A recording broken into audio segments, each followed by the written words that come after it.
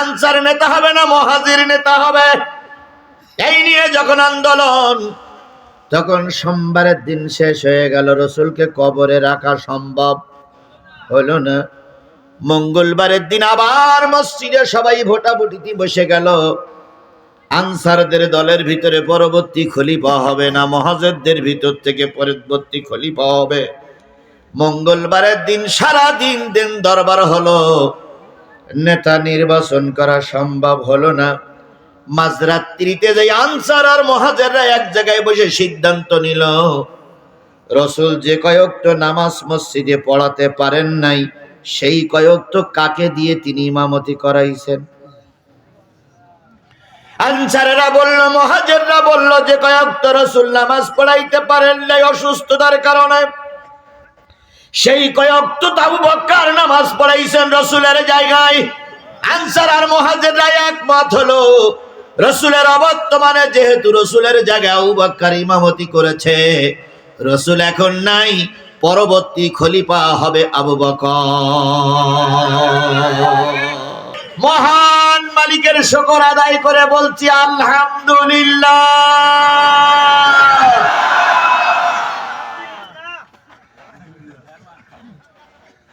আছে আলহামদুলিল্লাহ। যা ছিল যে জোরে চিল্লান দিয়েছেন সেই চিল্লানিতে চলে গেছে। আল্লাহ শয়তান মুক্ত অবস্থায় আমাদের কোরআনের মাহফিল শেষ করার তৌফিক দান করুন। আরেকটু জোরে বলেন আমিন। বিশ্ব মানবতার শ্রেষ্ঠ বন্ধু, সমস্ত নবী রাসূলদের শ্রেষ্ঠ রাসূল, আমাদের প্রিয় ভাজন নেতা, যার সুপারিশ ছাড়া কোনো মানুষ জান্নাতে যেতে পারবে না, সেই নন্দিত নেতার নামে দরুদ আর সালাম সবাই মিলে বলছি সাল্লাল্লাহু আলাইহি ওয়াসাল্লাম। আল্লাহ বলতেছেন, ওয়া ইন্নাকা লাআলা খুলুকিন আযীম।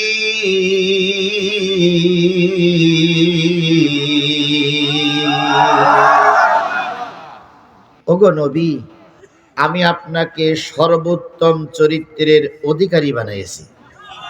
কে বলছেন? নবীজির চাইতে ভালো মানুষ সমাজে কেউ ছিল? নবীজির চাইতে ভালো মানুষ সমাজে কেউ আছে? নবীজির চাইতে ভালো মানুষ কিয়ামত পর্যন্ত তালাশ করলে আর আমরা পাবো? তাহলে নবীর চরিত্রের সঙ্গে কারোর চরিত্রের মিল হবে? বলুন তো, ওই নবী পৃথিবীতে এসেছিলেন কোন মাসে? রবিউল আউয়াল মাসে। কত তারিখ? রাতে না দিনে? হ্যাঁ, রাতেও নয় দিনও নয়। আল্লাহর নবী, বিশ্ব নবী, বিশ্বের সর্বশ্রেষ্ঠ মানুষটা যখন দুনিয়ার মুখ দেখবেন, পেটে ব্যথা অনুভূত হলো। আমেনা ঘরের ভিতর থেকে কাঁদতেছে, মালিক, কয়েকদিন স্বপ্ন দেখেছি সবচেয়ে ভালো মানুষটা আমার পেটের ভিতরে, কে যেন আমার দরজায় ডেকে বলে গেছে, আমেনা, পৃথিবীর সেরা মানুষ তুমি দুনিয়ার মুখ দেখাবে, তার সঙ্গে যেন কোনো বিয়াদবি না হয়। ও আমার রব, সেই সেরা মানুষটি, শ্রেষ্ঠ মানুষটি এখন দুনিয়ার মুখ দেখবে, পেটে আমার ব্যথা অনুভূত হচ্ছে, কিন্তু আমি খেয়াল করতেছি আমার পাশে বসে একটু সুস্থতা বা সান্ত্বনা দেওয়ার মতন একটা লোকও আমার পাশে নাই। আমার চাইতে অসহায় মনে হয় আসমানের নিচে জমিনে আর কেউ নাই রে মালিক। হঠাৎ করে আমেনা ডাইন হাত কেন একটু উঁচু করলেন, লক্ষ্য করলেন ডাইন হাতের সঙ্গে কারোর যেন ছোঁয়া লেগেছে, মনে হচ্ছে মাথার কাছে কে যেন বসে আছে। আমেনা বললেন, কে আপনি? যিনি বসেছিলেন তিনি বললেন, বোন, মন খারাপ করো না, তোমার ডাকে সাড়া দিয়ে আল্লাহ পাক আমাকে এই বিপদের দিনে তোমার পাশে আসার জন্য অনুমতি দিয়েছে। আমি তোমার মাথার কাছে বসে আছি, যতক্ষণ সন্তান ভূমিষ্ঠ না হবে ততক্ষণ আমি তোমার পাশেই আছি। আমেনা বললেন, বোন কে আপনি, পরিচয়টা বলুন। উনি বললেন, আমি আর কেউ নয়, গোটা বিশ্বের সমস্ত মানুষের আদি মাতা হাওয়া আলাইহিস সালাম। তাহলে যার কেউ নেই তার ব্যবস্থা কে করে? আমেনা বলেন, আমি বাম পাশে হাতটা একটু নাড়ালাম, নাড়ানোর পর আর একজন মহিলার হাত গায়ে আমার হাত লাগলো। আমি জিজ্ঞেস করলাম, আপনি কে? তিনি বললেন, আমি ঈসা নবীর মা হযরতে মারিয়াম। আমেনা বলেন, আমি ডান বাম পাটা একটু নাড়াতে চেষ্টা করলাম, দেখলাম বাম পায়ে ডান পা আরো দুইজন মহিলার গায়ে ছোঁয়া লাগে। আমি জিজ্ঞেস করলাম, আপনি কে? তখন ওই মহিলা বলল, আমি ফেরাউনের স্ত্রী আসিয়া। তুমি বিপদে পড়েছো, মালিক তোমার খেদমতের জন্য জান্নাত থেকে আমাদের প্রেরণ করেছে। তাহলে অসহায় নবীর পাশে কে ছিল না, কিন্তু আল্লাহ তার পাশে থাকার ব্যবস্থা করে দিয়েছে। সুবহানাল্লাহ। নবীজি জন্ম নিলেন রাতে না দিনে? কথা বলেন, রাতে না দিনে? রাতও নয়, দিনও নয়, তখনও পর্যন্ত রাতের আধার শেষ হয়ে যায়নি, পূর্ব দিগন্তে বেলা উঁকি মারেনি। এমত অবস্থায় আল্লাহর নবী মুহাম্মদ রাসূলুল্লাহ সাল্লাল্লাহু আলাইহি সাল্লাম দুনিয়ার মুখ দেখলেন। ৩-৪ জন মহিলা যারা এসেছিল সান্ত্বনা দিয়ে কাপড়ের ভিতরে নবীকে জড়িয়ে আমেনার কোলে দিয়ে বললেন, বোন তোমার সন্তান তুমি হেফাজত করো, আমরা দোয়া করে চলে গেলাম। জান্নাতি নারীগুলো যখন চলে গেল, আমেনা কাঁদতেছে, আল্লাহ আজকে আমার এই সন্তানের মুখ দেখে সবচাইতে যিনি বেশি খুশি হতেন তিনি আমার স্বামী, কিন্তু আজকে কষ্ট লাগে, পৃথিবীতে সবাই আছে, নবীজির বাপ আজকে দুনিয়ায় বেঁচে নাই। নবীজির জন্য রকমারি কাপড় কিনবে, নবীজির গালে চুমা দিবে, নবীজির গালে মিষ্টি খাওয়াবে বলে অর্থের জন্য তিনি চলে গিয়েছিলেন, কিন্তু আজকে নিয়তির কি নির্মম পরিহাস, আমার সন্তান আছে, আমি আছি, কিন্তু সন্তানের বাবা নাই। নারীরা জানে সন্তান ভূমিষ্ঠ হওয়ার পরে স্বামী পাশে থাকা কত আনন্দের ব্যাপার। কান্নাকাটি করে নবীজিকে বাম পাশে রেখে একটু বিশ্রাম নিচ্ছেন আমেনা। এমন সময় এমন সময় উম্মে হানি নবীজির ফুপি আম্মা ঠিক পাইলেন, ভাবির কোল জুড়ে একটা চাঁদের মতন সন্তান এসেছে। উম্মে হানি ছুটে এসে বললেন, ভাবি যান, শুনলাম তোমার একটা চাঁদ মাকার সন্তান আল্লাহ দিয়েছে। কয় হ্যাঁ। ঘরটা অন্ধকার কেন? নবীজি কেঁদে কেঁদে বললেন, বোন এত বড় একটা ভালো মানুষ আমি জন্ম দিলাম, ঘরে লণ্ঠন জ্বালানোর মতন কোনো তেল নাই। তাহলে কত অসহায় পরিবেশের ভিতরে আল্লাহর নবী দুনিয়া আসলেন। উম্মে হানি বলেন, আমি ঘরের ভিতরে ঢুকলাম, নবীকে কোলে নিলাম, ঘরটা অন্ধকার। এবার নবীর চেহারার থেকে কাপড়টা সরাই দিলাম। নবীর চেহারার থেকে কাপড়টা সরাই দেওয়ার পর নবীর চেহারায় যে আলো হয়েছে, সেই আলোয় আমেনার ঘরটা ঝলমল হয়ে গেছে। তার মানে নবীর চেহারা এত উজ্জ্বল ছিল, নবীর চেহারার কারণে অন্ধকার ঘরটা আলোকময় হয়ে গেছে। উম্মে হানি বলেন, আমি নবীজির গালে চুমা দিলাম। নবীজি আমার চুমা গ্রহণ করার পর আমি লক্ষ্য করলাম শিশু মোহাম্মদ ঠোঁটটা বিড় বিড় করে নড়তেছে। আমি গালে চুমা দিয়ে বললাম, ভাতিজা, কয়েক ঘন্টা আগে দুনিয়ায় এসেছো, কথা বলতে পারো না, অথচ মুখটা বিড় বিড় বিড় বিড় করে তুমি কি বলতেছো? সেদিন উম্মে হানি বলেন, আমি ভাষাটা বুঝতে পারি নাই। যখন নবী একটু বড় হয়ে গিয়েছিল তখন জিজ্ঞেস করেছিলাম, কি বলেছিলে? নবী ফুপি আম্মার গলা জড়াই ধরে বলেছিলেন, ফুপি আম্মা, জন্মের পরে কেঁদেছিলাম, রব্বি হাবলি উম্মতি, আয় আল্লাহ, আমার গুনাহগার উম্মত গুলোরে মাফ করে দাও। তাহলে নবীজি জন্মের পরে কাঁদলেন কাদের জন্য? জোরে বলেন কাদের জন্য? আর একটু জোরে বলেন কাদের জন্য কাঁদলেন? আপনারা কি সেই নবীর উম্মত? মঞ্চে যারা বসে আছে তারাও কি সেই নবীর উম্মত? বাজারে যারা ঘুরে বেড়াচ্ছে ওরাও কি সেই নবীর উম্মত? এই মাইকের আওয়াজ যত দূর যাচ্ছে এখনো ঘর ছেড়ে যারা আসেনি ওরাও কি সেই নবীর উম্মত? তাহলে সেই নবীর উম্মত যদি আপনি আমি হই, তাহলে নবীজি কানলেন, রব্বি হাবলি উম্মতি। সেই নবীজির পরে নাজিল হলো যে কিতাবটা, সেই কিতাবটার নাম কি? আমি কোরআনের সূরা আলে ইমরানের 2টা আয়াত তেলাওয়াত করেছি। তেলাওয়াতকৃত আয়াত 2টির পরে কথা হবে।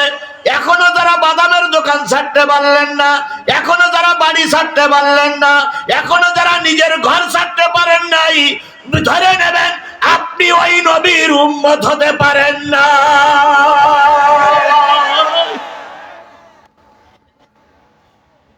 আমরা তো সেই নবীর উম্মত নাকি? তাহলে ওই নবীর নাম শোনার পরে যদি কেউ দুরূদ শরীফ না পড়ে, তাহলে তার চাইতে কৃপণ ব্যক্তি আর কেউ নাই। তাই রসুলের নামে দুরূদ আর সালাম দিয়ে শুরু করছি, কারো জবান বন্ধ থাকবে না, সকলে মিলে বলছি সাল্লাল্লাহু আলাইহি ওয়াসাল্লাম। রসুল পৃথিবীতে ছিলেন কত বছর? 63 বছর বয়সে তিনি মৃত্যুবরণ করলেন। যেদিন মৃত্যুবরণ করেছিলেন সেই দিন কি বার ছিল? সোমবার। আল্লাহ নবী মৃত্যুবরণ করলেন সোমবারে। সোমবারের দিন দাফন কাফন হলো না। মঙ্গলবারের দিনও দাফন কাফন হয়নি। হলো কি বারের দিন? বুধবারের দিন। তাহলে কয়দিন দুনিয়ায় রাখা হলো? আরো জোরে বলেন, কয়দিন দুনিয়ায় রাখা হলো? এখানে যত লোক উপস্থিত আছেন সকলে হৃদয়ের কান দিয়ে শুনবেন। রসুলের মৃত্যুর পরে দুনিয়ায় রাখা হলো কয়দিন? 3 দিন। অথচ আল্লাহর নবী দুনিয়ায় থাকা অবস্থায় বলেছে 3টে কাজ খুব তাড়াতাড়ি করবে। 1 নম্বর, যদি কেউ মারা যায় তাড়াতাড়ি কবরস্থ করবে।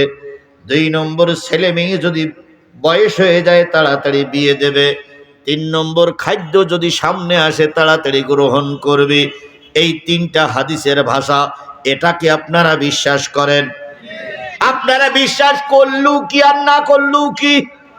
এটা সঠিক না বেঠিক? আলেমেরাই বসবে, কথা বলেন ঠিক না বেঠিক? খালি আলেমরা যদি বলে সঠিক, আপনারা কি মেনে নেবেন? হুজুরের কথা ঠিক তো? ঠিক।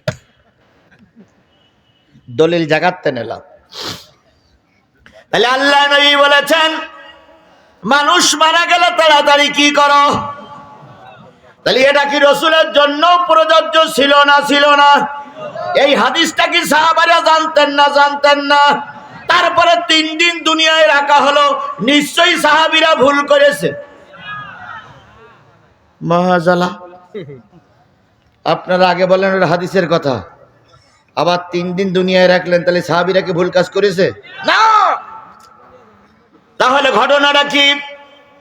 ঘটনাটা হলো রাসূল মৃত্যুবরণ করার পরে সোমবারের দিন আনসার আর মুহাজিররা মসজিদ ভরে গেল। হাজার হাজার আনসার সাহাবী মসজিদে বসে গেল। সোমবারের রাত মাঝরাত পর্যন্ত সকলে একত্রিত হয়ে নতুন নেতা নির্বাচন করতে পারলেন না। আনসার আর মুহাজিরদের ভিতরে কে নেতা হবে? আনসার নেতা হবে না বিএনপি? আনসার নেতা হবে না মুহাজির নেতা হবে? এই নিয়ে যখন আন্দোলন, তখন সোমবারের দিন শেষ হয়ে গেল, রসুলকে কবরে রাখা সম্ভব হলো না। মঙ্গলবারের দিন আবার মসজিদে সবাই ভোটাভুটিতে বসে গেল। আনসারদের দলের ভিতরে পরবর্তী খলিফা হবে না, মুহাজিরদের ভিতর থেকে পরবর্তী খলিফা হবে। মঙ্গলবারের দিন সারা দিন দরবার হলো, নেতা নির্বাচন করা সম্ভব হলো না। মাঝরাত্রিতে যে আনসার আর মুহাজিররা এক জায়গায় বসে সিদ্ধান্ত নিল, রসুল যে কয়েকত নামাজ মসজিদে পড়াতে পারেন নাই, সেই কয়েকত কাকে দিয়ে তিনি ইমামতি করাইছেন। আনসারেরা বলল, মুহাজিররা বলল যে কয়েকত রসুল নামাজ পড়াইতে পারেন নাই অসুস্থতার কারণে, সেই কয়েকত আবু বকর নামাজ পড়াইছেন রসুলের জায়গায়। আনসার আর মুহাজিররা একমত হলো, রসুলের অবর্তমানে যেহেতু রসুলের জায়গায় আবু বকর ইমামতি করেছে, রসুল এখন নাই, পরবর্তী খলিফা হবে আবু বকর।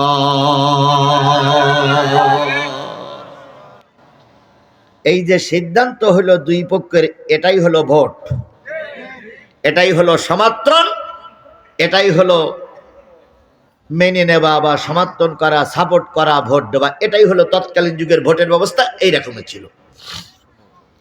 মঙ্গলবারের দিন সারাদিন চলে গেল, বুধবারের দিন আল্লাহ রসুলকে কবরস্থ করা হলো।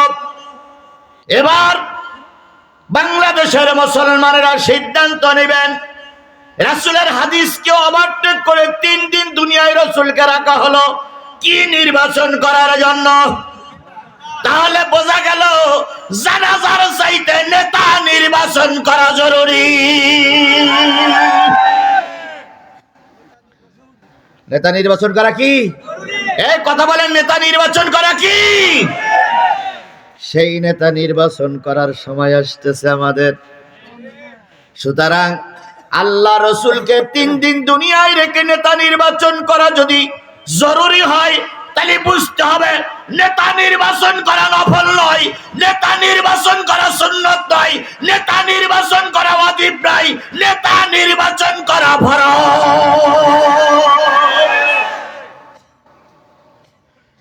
সেই নেতা যেমন তেমন লোক হলে দেশের 12টা বাজবে।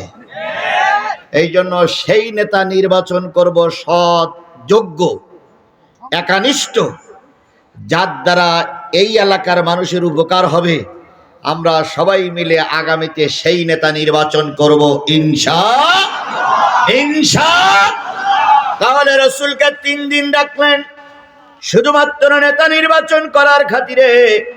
সেই রসুলের উম্মত আমরা, রসুলের হাদিসকে ফলো করে আগামীতে চলবো ইনশাল্লাহ বলেন। এই রসুলের মত এবং পথের পরে এখানে বসেছি। কে কোন দলের সমর্থক ওটা আমার পরিচয় নয়। আমার পরিচয় আমি একজন মুসলমান। আমার পরিচয় আমি ইসলাম ধর্মের লোক। আমার পরিচয় নামের প্রথমে মোহাম্মদ, শেষে ইসলাম। আমার পরিচয় চামড়া কেটে বাদ দেওয়া হয়েছে। আমার পরিচয় আমি এক কালেমার পরে বিশ্বাস করি। আমার আল্লাহ এক,